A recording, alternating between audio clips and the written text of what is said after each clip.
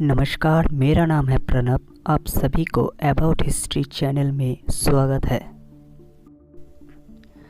आज हम एक ऐसे शख्स के बारे में बात करने जा रहे हैं जो पैदल चीन से भारत आए थे, सिर्फ अपनी ज्ञान चर्चा करने के लिए एक विशेष धर्म के ऊपर। आज हम फाहियन के भारत भ्रमण करने और उसके साथ उस समय भारत के चित्र को भी चर्चा करेंगे।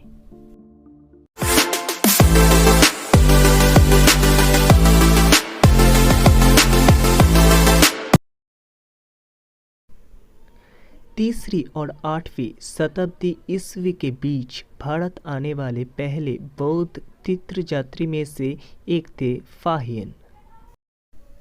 वो चीन के चैंगैन शहर के अधिवासी थे, जो सांजी प्रदेश के प्रधान शहर है। वो करीब 399 एडी सन के बीच मध्य एशिया होकर भारत में प्रवेश किए थे। फाहियन का असली नाम था कुंग। फाहियन नाम उसको बौद्ध धर्म में दीक्षित होने पर दिया गया था, जिसका अर्थ है प्रतिमूर्ति या छवि।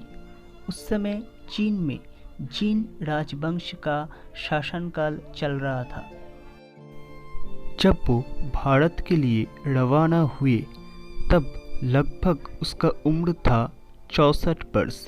4 साथियों के साथ गवी रेगिस्तान के ऊपर से वो पैदल चलने लगे। लगभग 1 महीनों से चलने के बाद खोटन में पहुंचा, जो वर्तमान में अफगानिस्तान के करीब है। इसके बाद बर्फ से ढका हुआ पामीर मालभूमि से भारत की तरफ बढ़ने लगे। भारत में वो सबसे पहले उट्टियान राज्य में पहुंचे। उस राज्य में बहुत संग्राम या विहार थे। विहार एक आश्रम के जैसा है, जहाँ बौद्ध धर्म में दीक्षित जाजक या भिक्षु रहता है। इस राज्य में बौद्ध धर्म से जुड़ा हुआ एक कथा है। कहा जाता है भगवान बुद्ध जब बोधिसत्व पर्याय में था, तब एक शख्स को अपनी आंखें दान किए थे। इसके बाद फाहियन और उसके साथी तक्षशिला होकर पूर्व में पुरुषपुर गया, जिसका वर्तमान नाम है पेशवा। कहा जाता है यहाँ पे भगवान बुद्ध एक भविष्यवाणी किए थे। भगवान बुद्ध पुरुषपुर जब आया था, तब उसका प्रिय शिष्य आनंद को बोला था वो स्वर्ग जाने के बाद कनिष्क नामक एक राजा यहाँ पे एक स्तूप निर्माण करेगा। कनिष्क को भारत के कुषाण वंश का सबसे श्रेष्ठ राजा माना जाता है।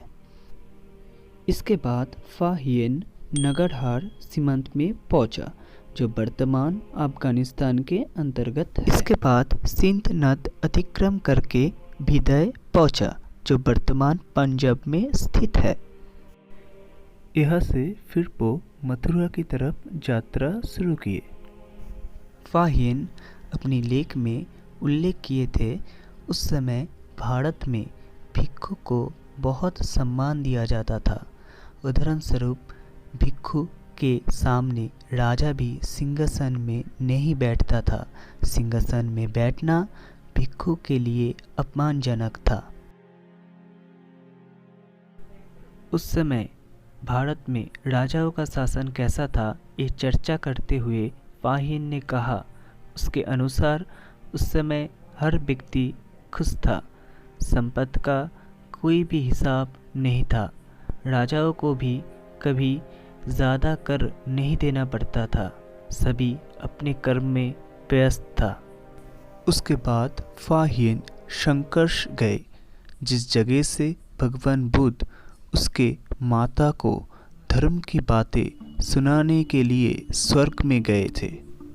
इसके बाद फाहियन कपिलवस्तु और लुम्बिनी होकर पहुँचे पाटलिपुत्र में। फाहियन यहाँ के राजधानी मगध का इलाज व्यवस्था से बहुत प्रभावित हुए और इसका बहुत तारीफ भी किए थे अपनी ग्रंथों में। बाद में वो गया और बुद्धगया होकर पहुँचे बनारसी में।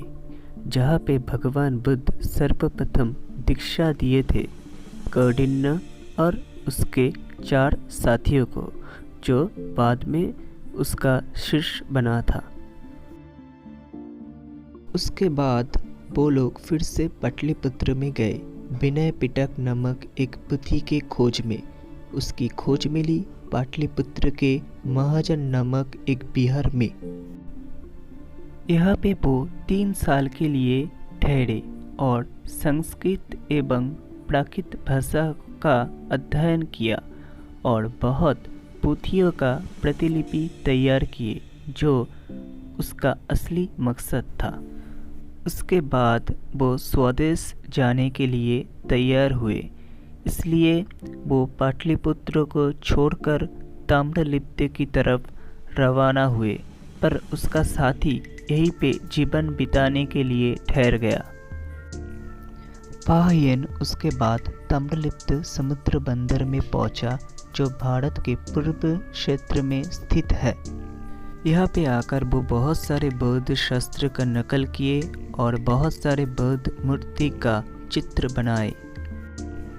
ठंड के मौसम में वो सौदागरी जहाज से सिंघल गए थे।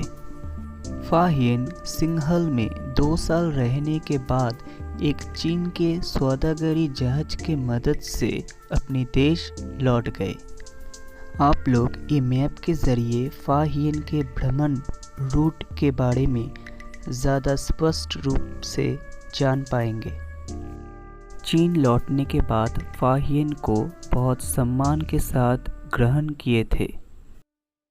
स्वदेश लौटकर वो एक सभा में बताते हैं, जब मैं उन खतरों के बारे में सोचता हूँ जिनसे मैं गुजरा हूँ, तब मैं डर जाता हूँ। ये था फाहियन के भारत में भ्रमण किए हुए यात्राओं का विवरण। आप लोगों को कैसी लगी ज़रूर बताना।